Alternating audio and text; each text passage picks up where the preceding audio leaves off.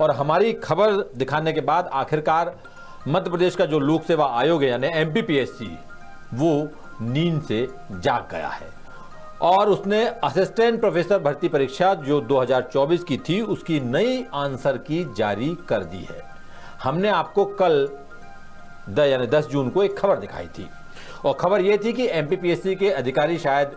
भांग के नशे में काम कर रहे हैं और हम ऐसा इसलिए कह रहे थे क्योंकि असिस्टेंट प्रोफेसर भर्ती के पॉलिटिकल साइंस विषय के कुछ सवालों की आंसर की पर गंभीर आपत्तियां लगी थी, जिनका ब्यौरा हमने अपनी खास रिपोर्ट में तफसील से आपको बताया था। आंसर की जारी होने के बाद हर कोई हैरान था कि आखिर मध्य प्रदेश की सबसे बड़ी संवैधानिक संस्था से ऐसी चूक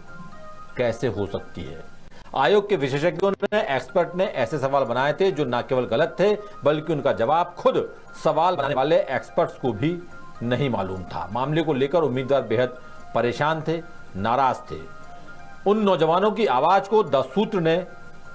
सही जगह तक पहुंचाया। उनकी तकलीफ को समझते हुए हमने खबर दिखाई और आंसर की बदलने या सवाल डिलीट कर सभी उम्मीदवारों को समान अंक देने की हमने पैरवी की, जिसके बाद आयोग ने सकारात्मक पहल की और खबर दिखाने के 24 घंटे के भीतर ही 11 जून को यानी आज नई आंसर की वेबसाइट पर अपलोड कर दी है। हालांकि आयोग ने पुरानी आंसर की में जिन सवालों के गलत जवाब दिए थे उसका सारा ठीकरा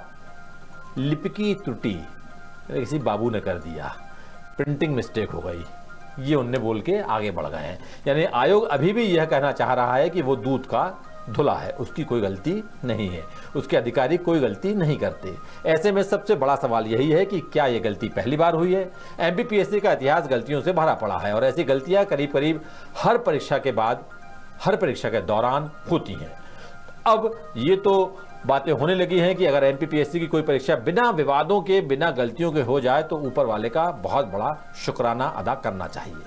बताते चलें आपको कि आयोग ने असिस्टेंट प्रोफेसर पद के लिए आयोजित पॉलिटिकल साइंस विषय की परीक्षा में एक सवाल मध्य प्रदेश की कुल विधानसभा सीटों को लेकर पूछा था, जिसका आंसर की में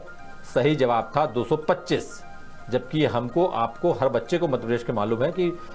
यहाँ पे मध्य प्रदेश में विधायकों की जो संख्या है, विधानसभा सीट है, वो 230 है। इसी तरह एक सवाल केंद्रीय गृह मंत्री अमित शाह की नक्सल प्रभावित क्षेत्रों के मुख्यमंत्रियों के साथ हुई मीटिंग की तारीख और जगह को लेकर किया गया था, जिसका जवाब आंसर की में नई दिल्ली 7 अक्टूबर 2025 बताया गया था। यानी सवाल ये था कि गृह मंत्री अमित शाह ने ये बयान कहां और कब दिए, कुछ बयान उसमें दिए गए थे, ये तो आंसर बताया गया था 7 अक्टूबर 2025 को, जबकि अभी अक्टूबर आया नहीं है, अभी आना बाकी, अभी जून में बैठे हुए हैं, आज 11 जून है सिर्फ। इसके अलावा एक सवाल के अंग्रेजी और हिंदी वर्जन में ऑप्शन मैच नहीं हो रहे थे, जिसके बाद खूब हंगामा हुआ था और द सूत्र ने बहुत ही प्रमुखता से आवाज उठाई थी, ये खबर दिखाई थी और इसका आज बड़ा इम्पैक्ट आया है और आखिरकार आयोग को आंसर की बदलनी पड़ी है। नई आंसर की जारी होने के बाद तमाम उम्मीदवारों ने सूत्र को धन्यवाद कहा है। लेटेस्ट, इन्वेस्टिगेटिव और इन डेप्थ खबरें देखने के लिए ज्वाइन कीजिए द सूत्र का व्हाट्सएप चैनल, सब्सक्राइब कीजिए यूट्यूब चैनल, लाइक कीजिए फेसबुक पेज और पढ़ते रहिए वेबसाइट www.daसूत्र.com।